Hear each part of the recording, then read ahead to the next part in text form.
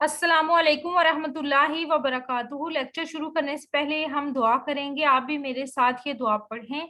रब्बे ज़िदनी इल्मा, रब्बे ज़िदनी इल्मा, रब्बे ज़िदनी इल्मा। ऐ अल्लाह मेरे इल्म में इजाफा फरमा।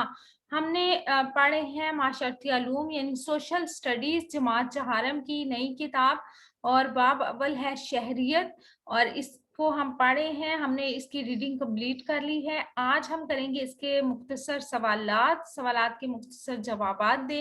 ये आज हम करेंगे। सबक नंबर 1 है शहरियत और इंसानी हकूक।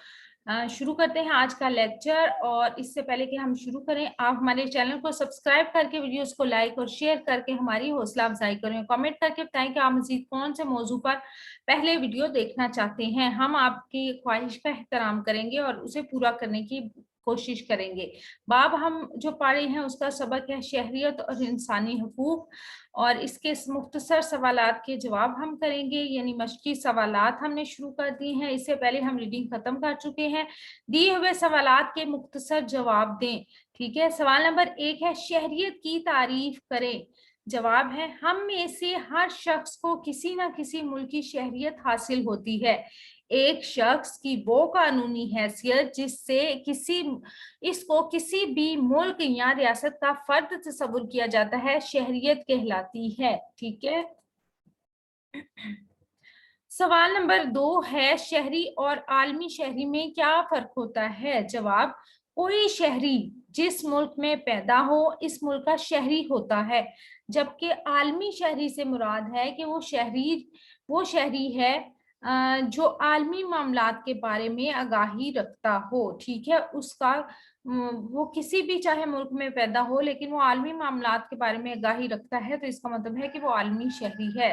जैसे हम सब भी आलमी शहरी हैं, लेकिन हम इसके साथ साथ पाकिस्तान के शहरी भी हैं। सवाल नंबर 3 शहरियों के को हकूक फराहम करना किसकी जिम्मेदारी है। शहरियों को हकूक फराहम करना हुकूमत और रियासत की जिम्मेदारी है। हर हुकूमत का अवलीन फर्ज है कि वो शहरियों के हकूक का तहफ़्फ़ुज़ यकीनी बनाए ताकि हर शहरी अपनी जिंदगी को बेहतर अंदाज में गुजार सके।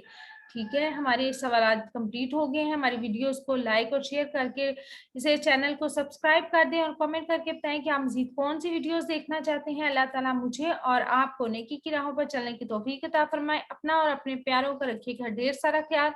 इसके साथ ही हमें दीजिएगा इजाजत। रब रखा। अल्लाह ब्लेस यू।